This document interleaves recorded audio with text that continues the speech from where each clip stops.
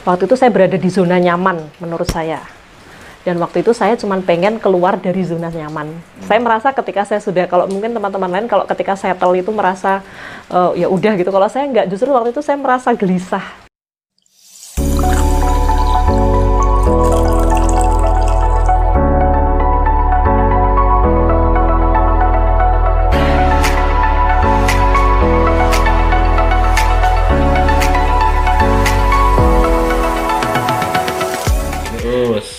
Pertama kan, kenapa dulu, mungkin alasan yang pertama, mungkin ini agak cerita flashback, agak cerita sejarah ya.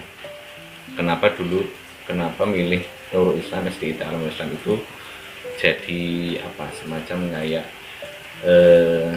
tempat terminal apa yang dikatakan untuk sebagai, kalau bisa lebih kerennya tuh untuk meniti karir begitulah. Mungkin dulu apakah ada hubungannya dulu waktu kecil SD, SMP, SMA punya gambaran pengen jadi guru, terus kemudian apa gambarannya kok tiba-tiba kok ditakdirkan mendarat di Nurul. Baik Ustadz, kalau mau ditanya kenapa Nurul Islam, sebenarnya saya juga tidak kemudian ngincer Nurul Islam gitu, enggak ya Ustadz. Karena kalau mau jujur, saya tahu Nurul Islam juga ketika Nurul Islam buka lowongan waktu itu di KR gitu kalau nggak salah. Cuman kenapa di dunia pendidikan mungkin ya, sebenarnya murid saya pertama kali bukan di Nurul Islam. Waktu itu saya belum bekerja di dunia pendidikan, tapi saya masih bisa nyambi ngajar.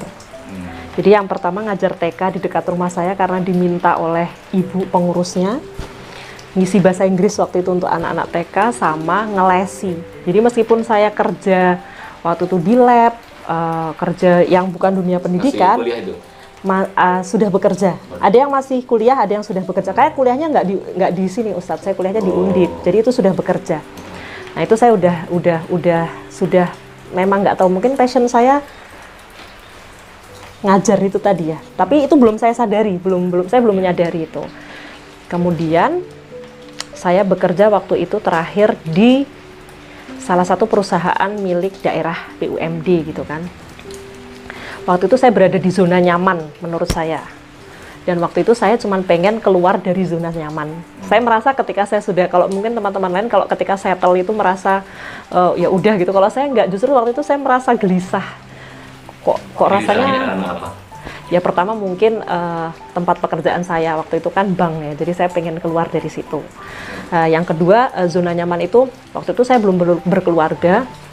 Kemudian kalau dibilang saru nggak ya, gaji yang besar, berangkat pagi pulang malam, kok saya tuh di perjalanan tuh membayangkan ini saya belum punya keluarga gitu, apakah ketika besok saya berkeluarga akan seperti ini terus gitu. Jadi waktu itu saya cuma kayak gitu Ustadz, apakah anak saya nggak akan lihat ibunya tiap hari, cuman kayak gitu toh. Terus kemudian saya mulai pengen keluar dari situ gitu. Nah kebetulan waktu itu saya melihat, dan nggak tahu yang saya lihat itu ya hanya institusi pendidikan, saya nggak melihat yang lain gitu. Nah waktu itu Nurul Islam buka lowongan. Jadi pas jadi pas ada proses terbetik niat itu, seperti kayaknya tuh ada jawaban mendukung, ya, kayak ada jawaban. Betul. Karena kebimbang keluar dari zona nyaman, kemudian ada jawaban iklan itu. Iya. Jadi kemudian saya mulai mempersiapkan diri untuk itu. Nah waktu itu saya ingat tesnya waktu itu nggak seperti yang sudah. Jadi tesnya itu kan berapa hari gitu kan Ustadz waktu saya masuk. Seingat saya itu ada tes hafalan, ada tes komputer, kayak itu masih ada. Pokoknya saya ingat 3 kali saya datang ke Nurul Islam. Kemudian karena saya masih bekerja di sana, waktu itu kan di Kulon Progo ya, cukup jauh. Tapi sekali lagi mungkin karena semua mendukung itu tadi ya, jadi ada perjalanan tugas yang mengharuskan saya ke Jogja. Jadi saya dari sana ke Jogja, saya bisa mampir ke Nurul Islam. Kemudian wawancara dan sebagainya itu dilakukan di hari Sabtu, di mana tempat kerja saya libur. Jadi akhirnya saya bisa melakukan itu. Sampai kemudian, kalau mungkin Ustadz Udin pernah melihat saya pertama kali datang gitu ya, saya masih dengan style ya gitulah style kantor dan sebagainya gitu ya. Jadi datanglah saya ke Nurul Islam. Saya sempat minder karena waktu itu teman-teman saya ingat waktu mau setoran hafalan, teman saya tuh nyentang surat-suratnya tuh banyak banget yang dihafal. Aduh udah deh kayaknya ini selesai, udahlah nggak usah ikut aja lah, udah gitu. Cuman waktu itu saya berpikir ya udah kalau misalnya nanti kalah ya, tapi saya sudah maju duluan gitu, nggak lari gitu kan ya, saya selesaikan sampai selesai. Dan qadarullah ternyata Nurul Islam memanggil saya, dan waktu itu saya minta penangguhan Nurul Islam 1 bulan karena saya harus bertanggung jawab dengan tempat saya bekerja sebelumnya. Jadi masa resign itu saya harus mencari orang, mengkader orang yang akan menggantikan saya di sana. Dan sekali lagi kayaknya semua mendukung, Nurul Islam juga membolehkan gitu. Jadi saya tidak lepas tanggung jawab dari yang sebelumnya. Jadi saya menyelesaikan dulu di sana, baru kemudian saya bergabung dengan Nurul Islam. Gitu. Iya, jadi selama proses lepas dari perusahaan sebelumnya itu sudah ada Ustazah Dina sudah izin dulu. Ya, saya memang sudah, saya tidak ngomong secara langsung, tapi kemudian saya memang mengatakan pada pimpinan gitu waktu itu, kepala seksi dulu ya, bahwa saya akan keluar dan sebagainya. Kemudian waktu itu memang digondeli, bahkan saya sudah di Nurul Islam waktu itu, saya ingat kepala seksi saya datang ke Nurul Islam gitu, menyambangi gitu. Tapi memang beberapa kali direkturnya memanggil saya gitu, tapi karena dengan izin kemudian saya sudah mentransfer semuanya gitu kan. Kebetulan saya di sana cukup menggawangi banyak gitu ya, ISO kayak media ini di sana kan punya website gitu, saya juga membantu itu. Jadinya semua sudah clear, jadi saya bisa dengan tenang, nggak ada ganjalan di sana gitu. Ya, yang penting saya juga izin orang tua. Jadi saya bilang sama ibu saya. Nah, proses ke orang tuanya bagaimana? Ke waktu kalau ibu saya tuh, saya beruntung dikasih ibu yang memang secara agama beliau luar biasa. Jadi saya ingat waktu itu, mah aku mau pindah gitu kan, mau ini dari sini, dari ini ke Nurul Islam gitu. Kemudian waktu itu saya ingat harusnya saya sudah tanda tangan di Nurul Islam, tapi saya minta izin pada yayasan, saya membawa pulang yang harus saya tanda tangan itu loh, apa namanya, kayak MOU ya. Kenapa kok dibawa pulang? Waktu itu ditanya. Ya saya harus tanda tangan ini di depan ibu saya gitu. Kenapa nggak di? Waktu itu bersikeras tidak. Saya memang dari dulu ketika punya pekerjaan saya selalu bawa pulang karena ibu saya juga ikut membaca. Karena waktu itu saya belum bersuami gitu kan. Nah kemudian ibu saya waktu itu cuma beri jawaban, ya sudah. Kalau dulu kamu dapat dunia, sekarang mungkin cari akhirat gitu. Saya jawabnya gitu. Nah itu yang memantapkan saya. Oke, berarti ini masuk ke sini gitu. Alhamdulillah. Ingat dulu kalau Ustadz Yunarko bilang tolong sasi metu gitu ya. Kayak tolong sasi metu ya. Alhamdulillah, berarti saya sudah tahun ini saya tahun ke-10. ya. Alhamdulillah. Sepertinya kayak tertuntun ya, dari mulai ada kerentek di hati, terus kemudian didukung gitu kan. Nah, terus jadi setelah ini udah mengatakan 10 tahun. Nah, waktu awal itu dengan proses yang cukup luar biasa terus sampai kemudian direstui sama ibu, kemudian ke Nurul Islam. Nah, perjalanan awal-awal itu bagaimana? Apakah bahasanya itu apa ya? Adaptasi ya? Ya mungkin gini, jadi kan niat ataupun minat berantuk itu kan masih abstrak ya. Nah, keinginan itu kan masih abstrak. Ya, betul. Begitu kemudian di Nurul Islam kan real, dengan foto, orang dan sebagainya. Itu sempat kok ini ya, kok ini enggak ataukah memang energi yang tadi itu memang bisa mengalahkan, menistakan yang bagaimana? Ini lawan ya. Iya, tapi benar itu, saya adaptasinya luar biasa gitu kan. Sebenarnya bukan karena apa-apa, kalau dengan teman, maksudnya dengan teman sejawat gitu ya, kemudian dengan ini tuh saya tidak ada masalah, cuman ternyata mindset saya yang belum berubah waktu itu. Jadi dulu saya kan berhadapannya dengan mesin ya, bisa dikatakan dengan Oh, komputer gitu kan. Yang ketika saya lagi nggak mood, saya bisa turn on, turn off seenak saya gitu kan. Kemudian saya ketemu sama orang yang sudah dewasa, jadi saya bisa berbicara selayaknya. Ya kalau saya misalnya ini nggak boleh ya saya bilang nggak boleh atau apa gitu ya. Tapi kemudian ketika di Nurul Islam kan saya ketemunya sama anak-anak yang luar biasa. Saya nggak mungkin turn on, turn off mereka kan, gitu kan. Jadi ternyata mindset saya waktu itu belum berubah gitu. Jadi dari yang bekerja di kantor, kemudian di dunia pendidikan itu ternyata berbeda gitu. Lebih tepatnya mungkin ekspektasi saya gitu. Jadi saya merasa kalau saya ngajar sama anak-anak, masa kayak gini aja nggak bisa gitu. Ternyata kuncinya adalah waktu itu saya juga heran kok aku sering sakit kepala kalau pulang dari sekolahan. Padahal kalau dipikir-pikir jamnya lebih luar biasa yang sebelumnya gitu. Setelah saya coba cari-cari kenapa, ternyata saya menemukan kunci ekspektasi itu. Ekspektasi saya terlalu tinggi. Dalam artian bukan merendahkan, tidak tapi gini, kalau saya ketemu sama anak kelas 3 SD, maka saya harus bisa seperti anak kelas 3 SD dalam pemikiran dong. Nggak mungkin saya kemudian seakan-akan mengatakan ngene wae nggak iso gitu loh. Jadi saya harus mengetahui sejalan dengan mereka. Nah, itu yang kemudian setelah itu saya baru bisa lebih nyaman, lebih comfort dengan pekerjaan baru saya. Beberapa lama itu adaptasi perasaan?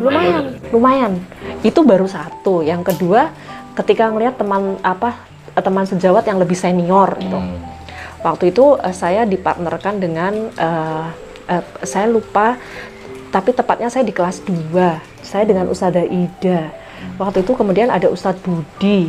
Nah, waktu itu ketika melihat mereka buka kelas apa-apa, saya merasa kok aku kayaknya nggak bisa kayak mereka ya, luar biasa gitu kan. Saya nggak bisa seperti Ustadzah Ida, saya nggak bisa seperti Ustadz Budi. Makanya tiap diminta buka kelas saya bilang Ustadzah aja, Ustadz aja gitu kan. Baru kemudian saya sadar saya nggak bisa seperti mereka, saya harus cari yang jadi ciri khas saya sendiri gitu. Jadi kalau misalnya mereka menyampaikan A, saya juga bisa menyampaikan A tapi dengan cara saya gitu. Nah waktu itu kayak gitu tuh mencari biar nggak grogi di kelas, kemudian mencari style saya ya, style ya itu bisa dikatakan style ya, style ngajar saya gitu, biar saya tuh nggak melulu cuman ngeliatin yang lain. Saya nggak bisa bakal kayak Ustadz Udin gitu ya, jadi saya nggak bakal bisa kayak mereka, tapi saya harus cari aku style yang paling tepat yang apa ya, yang bisa mengeluarkan ini kemampuan saya gitu kan. Nah itu juga, itu lumayan lama kan. Waktu itu saya ditaruhnya di kelas 2 itu, kemudian saya diminta untuk memegang kelas 5 sendirian. Karena waktu itu kayaknya Ustadzah Ika keluar kayak gitu. Nah itu saya kemudian begitu saya megang kelas sendiri, baru di situ saya mulai pede. Jadi saya harus mengelola kelas saya sendiri. Kalau kelas 5 dulu zaman saya kan hanya satu orang toh jadi ada Ustadzah Rina, ada saya dan Ustadzah Siti, kami memegang kelas satu-satu. Nah itu saya lebih pede karena saya nggak kayak diawasi teman. Jadi ada kekhawatiran nggak, misalnya kan aku nggak ada partner nih, nanti aksiku ini tidak sesuai dengan ekspektasi yang digariskan oleh sebuah tujuan. Sempat ada gitu enggak? Udah pada titik kalau saya tuh model orangnya gini selama saya tuh tidak keluar dari jalur ya. Maksudnya dalam artian memang saya tetap niat saya pokoknya apapun yang saya lakukan itu semua untuk anak. Ada gitu aja. Jadi pokoknya yang saya lakukan untuk anak, ini yang terbaik untuk anak saya.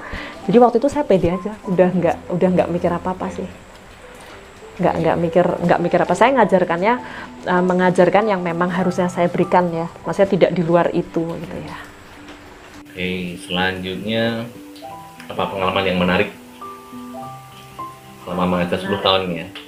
10 tahun itu apa sesuatu yang mungkin akan terkenang atau apa bahasanya, jadi sesuatu yang spiritual, spirit?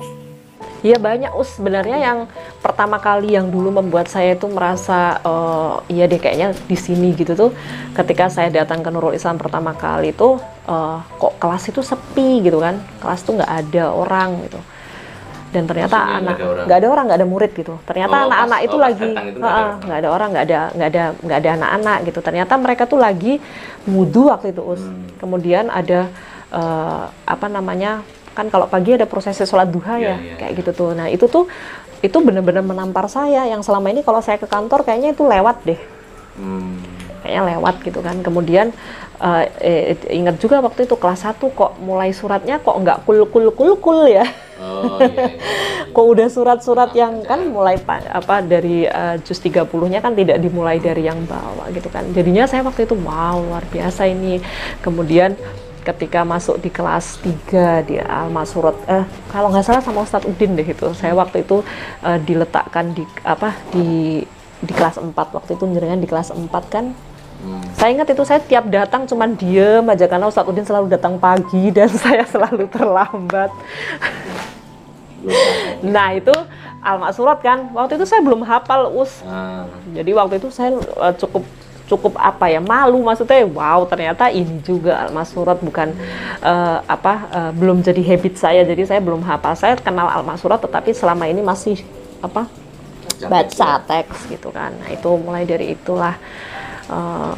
Belum lagi pengalaman dengan anak-anak karena kalau di kantor setiap hari itu monoton, tapi kalau dengan anak-anak ini meskipun dengan anak-anak yang sama selalu ada dinamikanya. Berarti yang membuat sulit itu karena apa? Keberagamaan. Iya, itu salah satunya. Yang lain ada nggak? Misalnya kayak, aku berhasil nih, bahasanya itu mengentaskan apa? Namanya kan kalau bahasanya pendidikan itu kan merubah jadi yang baik. Di sisi itunya itu kalau dari perasaan saya sendiri sebenarnya saya nggak begitu memperhatikan karena sebenarnya senang saya tuh kalau nanti wali muridnya udah lama nggak sih lu anakmu gitu ya usia biasanya kan gitu ya. Tapi kalau misalnya ketika anak itu bisa berubah lebih baik tentunya ya itu udah jadi apa? Kebahagiaan saya sendiri, mungkin itu prestasi saya yang mungkin tidak terlihat itu saya nikmati sendiri gitu loh, Us.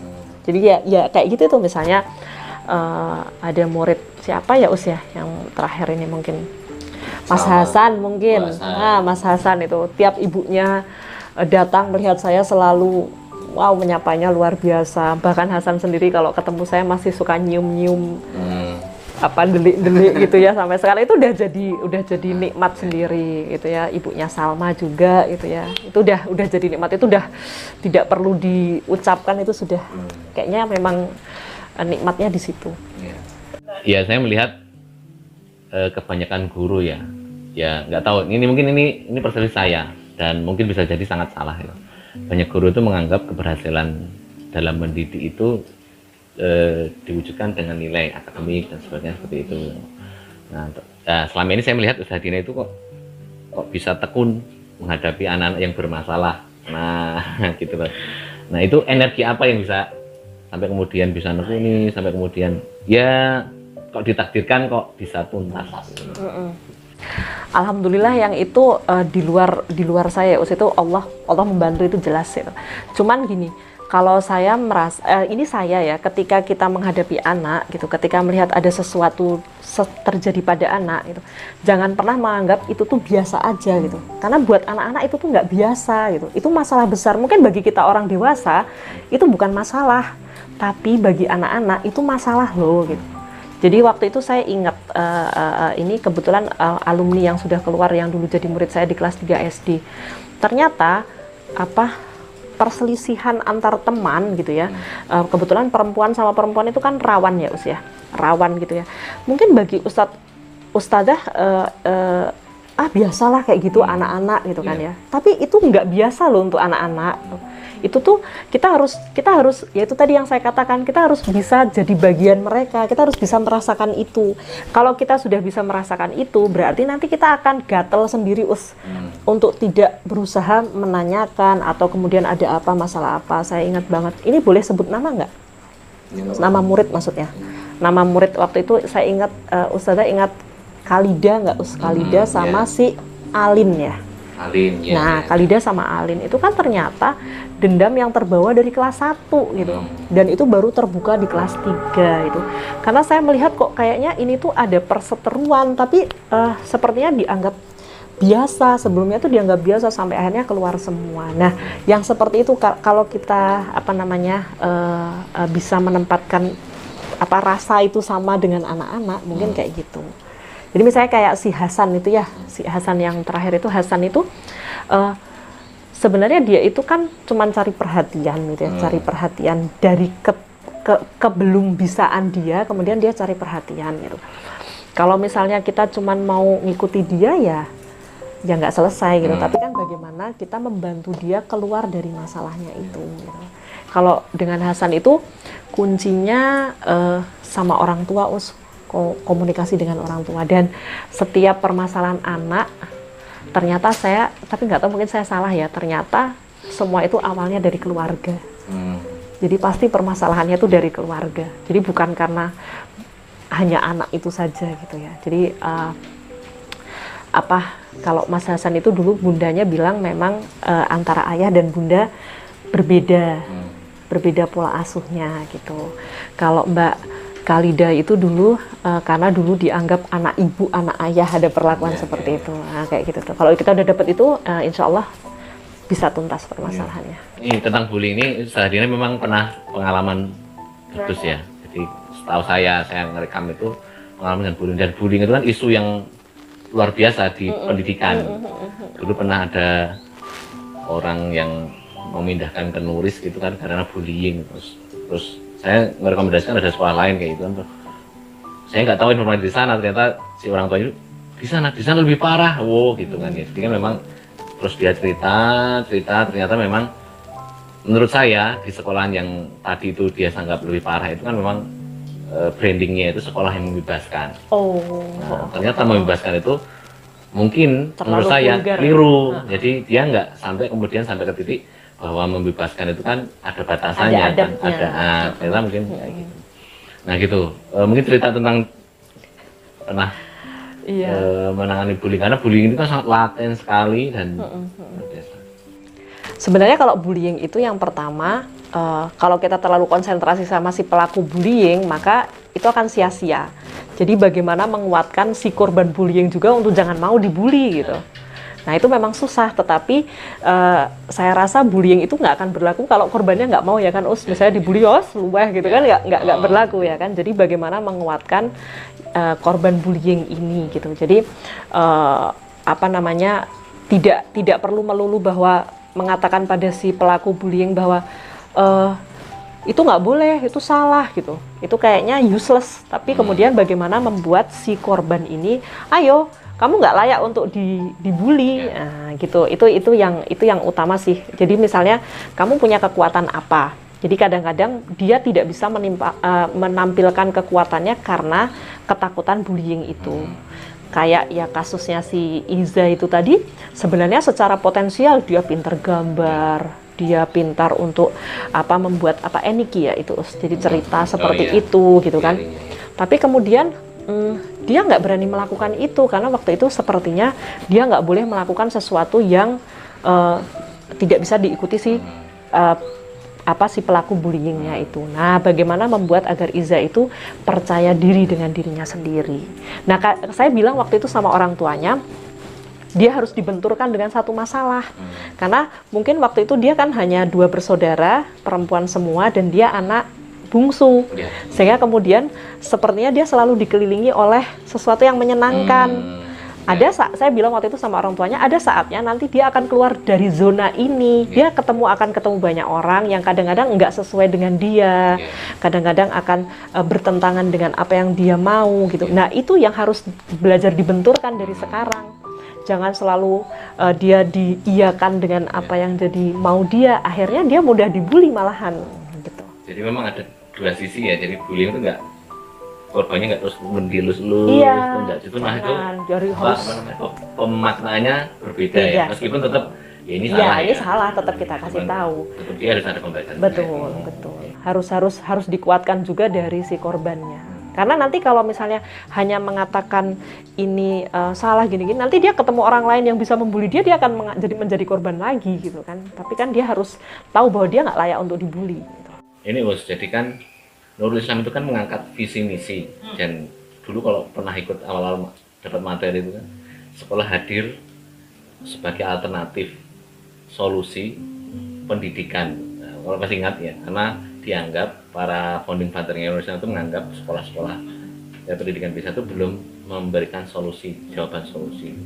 Artinya kan ada visi misi yang besar di situ. Nah, pengasungnya itu kan guru-guru, ujung tombaknya ya, bempernya kan guru-guru. Nah, di depan itu kan ada stakeholder-nya kan siswa, kemudian orang tua, mungkin nanti ada yang lain misalnya.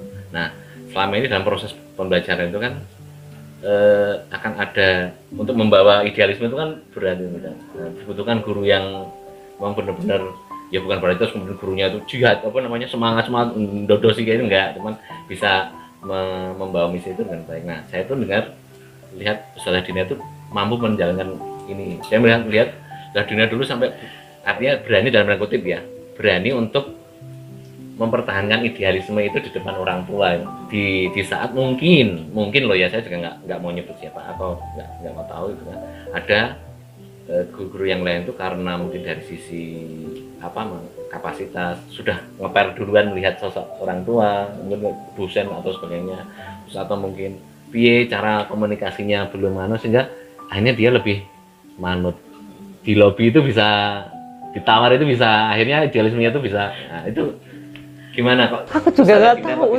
Itu kayaknya bawaan ya. Karena dulu saya ingat ini agak balik lagi ke cerita saya dulu ya Us ya. Saya dulu di perusahaan itu sampai saya tuh pernah getak suaminya direktur saya gitu. Gara-gara dia datang mau buka tabungan, dia nggak bawa KTP. Padahal syarat utama buka tabungan harus pakai KTP, dan saya bisa ngomong, tidak Pak, pulang dulu ambil KTP nanti kesini lagi. Tidak sampai ya nanti istri saya yang bawa. Dia masih bilang gitu, saya bilang enggak Pak, Bapak pulang dulu bawa KTP-nya baru kesini. Dan waktu itu saya nggak sadar kalau itu suaminya direktur saya. Nah, mungkin saya kenapa bisa kayak gitu karena saya nggak mau tahu kamu siapa, mungkin ya kalau saya balikkan ke dunia pendidikan. Yang jelas saya di sini tuh untuk anak kamu gitu. Jadi saya nggak mau tahu kamu siapa gitu. Maksudnya saya ingat ketika dulu ada murid saya yang saya ingat nggak Ustadz, saya dulu pernah ada branding bagi saya bahwa saya itu guru yang tidak menaikkan anak. Saya 2 kali tidak menaikkan anak ya kan? Iya, jadi kan? Ini kebetulan. Karena saya merasa bahwa kalau saya menaikkan berarti saya nggak jujur bahwa anak ini memang tidak layak untuk naik waktu itu kan ya. Dan itu orang tua datang dengan neneknya, dengan kakeknya, dia merasa bahwa kakeknya founding Pancasila, ini dan sebagainya gitu. Ya, saya nggak mau tahu urusan itu, karena urusan saya sekarang dengan anak ini gitu ya, yang mengatakan bahwa ini omnya duta besar begini. Loh, saya nggak ada urusan. Bahkan ketika waktu itu mohon maaf kan orang tuanya bercerai ya, si ibu menceritakan tentang keburukan, saya bilang saya nggak butuh itu gitu. Saya hanya butuh tentang anak ibu, itu perkara ibu dengan suami ibu, saya bilang kayak gitu. Jadi kalau mau dikatakan kenapa saya bisa apa tadi, tapi saya nggak seperti itulah Ustadz, saya juga kadang-kadang ada tapi saya ya, jadi ketika saya mungkin saya berani kayak gitu karena ya itu tadi Ustadz, pengalaman saya yang tadi itu, saya nggak tahu kalau itu suaminya direktur saya, jadi saya nggak tahu Anda siapa, tapi saya di sini untuk anak Anda gitu. Ya, sempat ada yang apa itu yang sampai nangis itu ibu-ibu. Pokoknya luar biasa. Jadi saya pernah didatangi oleh bapak-bapak dulu Us. Dia mengatakan bahwa ngapain ini anak saya kok sampai kayak gini. Ustadz tahu nggak kalau saya tuh sibuk gini-gini. Padahal saya ketika itu dia datang itu saya belum ngomongan sama dia. Saya langsung bilang, kamu ngomong apa sama ayah? Saya kayak gitu kan. Saya nggak gubris dulu ayahnya karena dia marah. Saya pikir kalau dia marah, mau saya ngomong apa aja dia lagi emosi. Jadi ini saya tanya anaknya, Ananda bilang, kamu bilang apa ke ayah? Ya diam aja. Enggak, tunggu dulu, Ustazah nggak marah. Ustazah cuma tanya karena kamu datang, Ustazah belum bicara, Ustazah masih al-maksurat, tiba-tiba kamu keluar, kemudian ayah datang marah-marah. Biar ini jelas, biar ayah dengar, saya bilang gitu. Baru kemudian dia cerita dan ayahnya malu sendiri, pulang sendiri gitu. Jadi saya pikir kalau orang lagi emosi itu nggak perlu ditanggapi. Jadi kita klarifikasi aja. Jadi apa ini kesalahan saya di mana gitu. Nah itu balik lagi karena saya nggak tahu siapa Anda. Pokoknya saya di sini dengan anak-anak Anda gitu kan. Jadi mungkin saya nggak ada rasa gimana gitu. Kalau dengan wali murid mungkin karena itu. Jadi ini perlu ditegaskan untuk para guru ya. Apa namanya slogannya tadi, quote-nya tadi, aku nggak mau tahu siapa Anda, aku urusannya sama anak Anda. Nah itu perlu itu. Jadi karena ternyata banyak tahu terus justru malah nggak baik kadang. Kadang ketika kita kenal kita malah merasa sungkan. Justru ketika itu orang tua yang benar-benar netral, dan saya pikir ketika orang tua itu sangat kooperatif itu ketika dia memang terbuka. Jadi nggak perlu menutupi, karena dengan keterbukaan itu nanti cepat selesai masalahnya. Gitu. Tapi kalau ditutup-tutupi, waduh, biasanya malah agak susah cari. Berarti itu tadi berlaku untuk orang yang tidak kooperatif. Yang kooperatif justru enak, Us. Kalau orang yang kooperatif malah dia akan terbuka, dia akan WA saya. Kenapa? Bahkan untuk kasus Mas Hasan, saya tiap duhur selesai selalu telepon ibunya. Saya bercerita hari ini ngapain aja. Gitu. Makanya saya dengan orang tua wali murid, alhamdulillah tidak ada gesekan karena setiap saya melakukan sesuatu saya selalu lapor. Terus aku tuh beruntung lahir dari bapak ibu yang sebenarnya mungkin tidak tahu dunia pendidikan, tapi mereka mendidik saya dengan baik menurut saya, Us. Saya punya bapak yang amat sangat melankolis, habis tak terselamatkan. Nonton Habibie nangis. Gitu. Nonton Bedah Rumah nangis. Itu bapak saya nonton Bedah Rumah itu bagus. Tapi bapak saya itu memang mengajarkan romantisme itu pada saya gitu. Misalnya kalau dia lagi tugas di luar, dia akan berkirim surat karena belum ada zaman handphone, maka surat itu dapat dari saya. Tiap akhir pekan saya diajak untuk makan bakso. Kita punya jargon sobak banter alias bakso terban, karena kalau kita ngomong sama bapak sobak banter kita ke sana, dan itu dilakukan. Jadi saya pikir bukan masalah waktu yang banyak, tapi kualitas itu gitu. Diajak makan mie godok hanya berdua dengan ayah. Jadi Anda dari punya ayah, punya anak perempuan, perlakukan itu seperti itu. Karena romantisme itu hadir ketika ayah, memang benar ayah itu cinta pertama anak perempuannya. Dan itulah saya dapat itu. Meskipun bapak, dulu kita belum punya telepon rumah. Ini belum ada itu, sudah menjalankan. Iya, saya belum punya telepon rumah kan, Us. Bapak saya kan telepon itu lewat tetangga saya yang sudah punya. Jadi nanti kita antri menunggu suara bapak saya menyapa satu-satu. Itu bapak saya. Dan ibu saya adalah ibu yang keras. Ibu keras itu dalam arti bukan galak ya, tapi ibu saya tegas. Urusan disiplin itu nomor 1 ibu saya. Pagi itu kalau belum bangun ibu saya kayak ketua masjid. Wah, kabeh dino itu. Terus dulu saya berpikir kok ibu Kuki kok kejem banget ya gini. Tapi baru sekarang ketika saya sudah seperti ini, saya sadar bahwa itu tuh ternyata memang bermanfaat. Kalau aku diem aja lihat kotoran gitu, dia akan gitu kan. Ternyata itu mengasah. Jadi intinya membuat tidak nyaman. Nah, betul. Itu. Nyaman itu jadi beku apa bahasanya? Jadi bahasanya beku. Beku tahu, Us? Beku itu bahasa Indonesianya bandel. Apatis ya? Bukan. Iya, pokoknya nggak cuek gitu, nggak peduli. Nah itu saya dibesarkan dengan 2 yang seperti itu. Tapi hebatnya mungkin bapak saya itu 1 di antara sejuta. Ibu saya seperti itu, tiap ibu saya bilang apa, bapak saya mengiyakan. Jadi nggak pernah ada pertentangan antara bapak ibu saya. Meskipun mungkin bapak saya nggak setuju gitu. Mungkin Bapak lebih cenderung nggak. Iya, bapak saya mengiyakan. Jadi gitu. Nanti kemudian baru di luar itu ya, mama itu kayak gini karena gini. Nah kayak gitu tuh. Jadi kemudian yang membuat saya ya mungkin kayak gini kan dari keluarga ya, usia kalau kita kayak gini kan semua dari keluarga ya. Jadi kayak gitu tuh. Dan saya dibesarkan dengan 3 saudara laki-laki. Wah, mental saya teruji itu pokoknya. Laki-laki tuh manusia yang tidak berperasaan untuk urusan dengan saudara. Maksudnya yo enggak gitu lah. Nah, tidak ada kata-kata kamu kurang pintar, enggak. Kalau bodoh ya bodoh gitu. Ya kan kalau cowok gitu kan. Itu jadi mungkin itu yang menguatkan. Ibu saya tuh bahkan dulu punya cita-cita kalau kita keluar negeri maka yang pertama kali adalah kita umroh. Dan itu tercapai, Us. Kita nabung, saya ingat banget itu telepon rumah itu bahkan angka 0 dipencet nggak bisa, Us, supaya kita nggak bisa pakai handphone atau kita nggak bisa nelpon luar kota. Jadi nek 0 di depan, tat gitu, Us. Tapi kalau 810 itu bisa, jadi cuma bisa lokal. Karena nanti biaya rekening telepon yang membengkak akan mengurangi tabungan.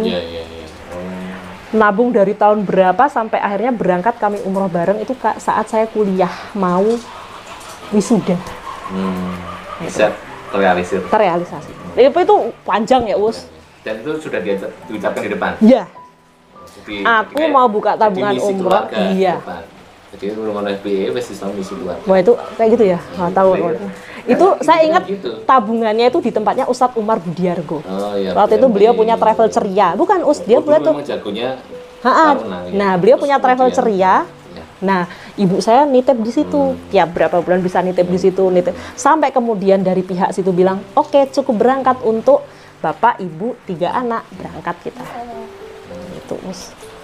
Ya, dulu memang legendarisnya satu pihak bisa mengirimkan kemudian mesti ada itu ya. Sama kita lah. Nah, ya. Nah, itu gambaran Bapak Ibu saya, mungkin saya nggak tahu FBE juga saya belum ngotot, tapi yang dilakukan Bapak Ibu saya itu kayak gitu tuh. Ibu saya itu modelnya apapun yang terjadi, rumah itu harus ada, keluar rumah itu sudah harus sarapan. Agak kuno ibu saya itu. Setinggi apapun kamu perempuan itu, pokoknya harus bisa mengerjakan pekerjaan rumah. Modelnya kayak gitu tuh. Saklek, galak. Jadi galak itu tidak harus negatif ya, Us ya.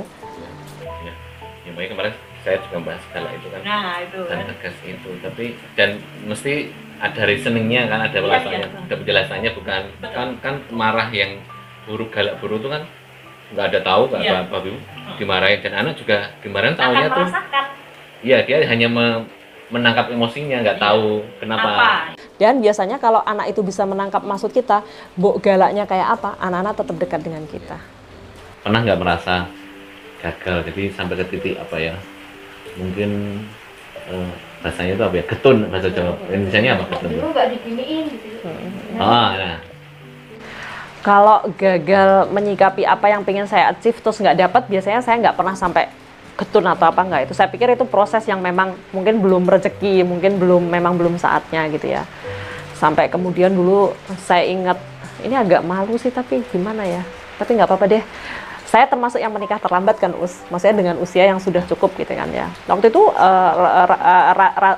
rasa-rasanya kan, ya Allah, apa sih yang salah gitu ya. Kok saya tuh gagal tuh tiap mau melangkah gitu ya, proses itu ada apa gitu. Tapi setelah, biasanya saya kalau misalnya ada sesuatu yang saya nggak sesuai gitu, saya cuman jalan sendiri kemana gitu kan, sambil pokoknya udah mendep, udah selesai, udah gitu.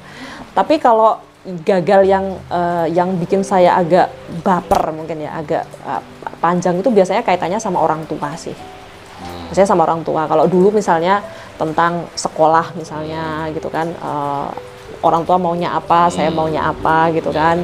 Kemudian misalnya kalau kita dalam proses mau melangkah ke jenjang berikutnya berumah tangga itu kan pasti ada pertentangan ya, misalnya kenapa pilih ini, kenapa pilih itu, kenapa gini, kenapa gitu. Nah itu biasanya bikin baper. Tapi saya bukan orang yang model kalau gagal terus panjang kali lebar itu enggak, Us.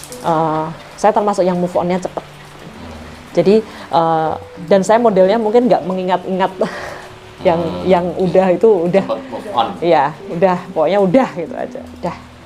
Jadi nggak perlu panjang lebar. Nah, selama 10 tahun berproses tadi ya, perjalanan kayak gitu, selama 10 tahun sampai titik ini, itu berprofesi sebagai guru, otomatis kan maknanya kan banyak nih.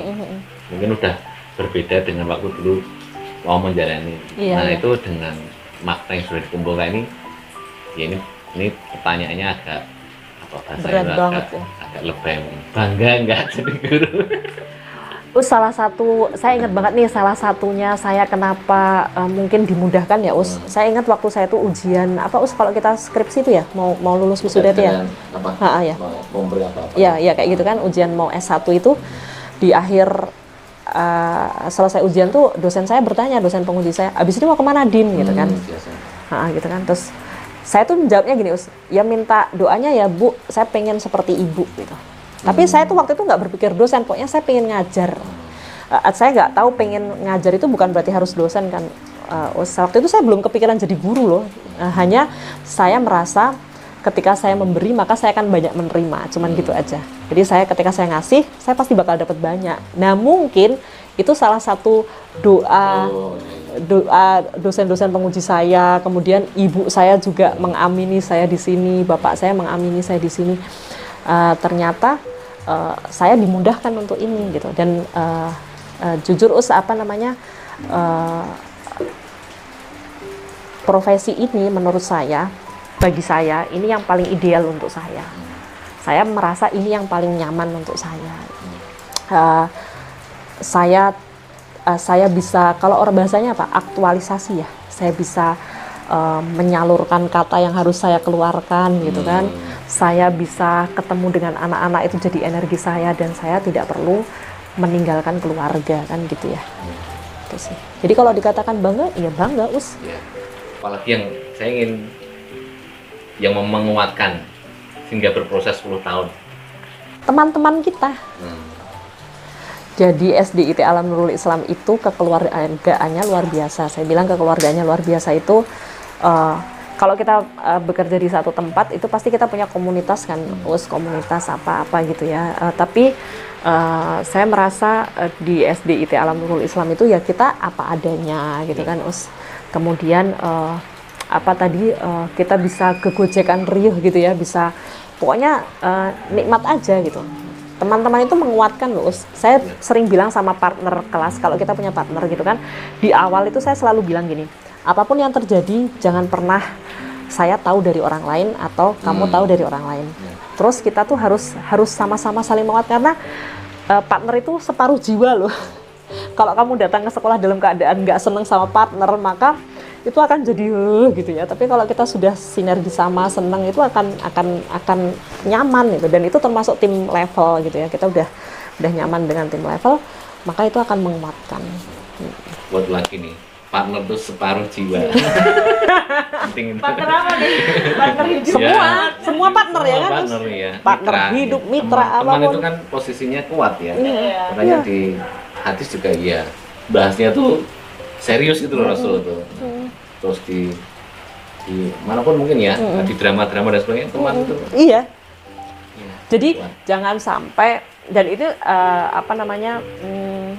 kalau kita sudah berkeluarga ya usia, maksudnya itu kemudian tidak menyingkirkan keluarga kita, tidak loh. Tapi ini tuh benar-benar beda gitu. Dengan teman itu kan kita nggak mungkin saya bisa cerita macam-macam tentang ini dengan suami. Mungkin suami saya hanya berkomentar mungkin seperlunya, tapi kalau dengan teman itu kan kita bisa TikTok ya, bisa gitu. Juga Bos, matur nuwun Ustazah Dina atas sharingnya. Semoga ini benar-benar memberikan inspirasi ngobrolnya. Jadi bukan ngobrol hanya ngobrol dan curhat, tapi memang benar-benar bisa menginspirasi. Inspirasinya itu bisa menguatkan, terutama dari teman-teman yang sudah bertekad berjuang di dunia pendidikan. Saya mohon maaf kalau misalnya mungkin kurang menggigit, tapi apa yang saya ceritakan itu benar-benar yang saya alami gitu ya. Kalau tadi Ustadz Udin bilang bangga nggak jadi guru, maka guru itu sesuatu yang dirindukan gitu ya. Jadi mudah-mudahan kita sebagai guru bisa menjadi kelas ternyaman gitu ya. Kemudian aula yang terlapang, dan kita bisa menjadi perpustakaan yang terlengkap untuk anak-anak kita. Sobat Nurul Islam, di acara ngobrol inspirasi kali ini ya. Semoga ini bisa memang benar-benar menjadi inspirasi dan jadi semangat, menyemangati kita. Dan sampai ketemu lagi di sesi ngopi selanjutnya. Oke. Assalamualaikum. Bisa.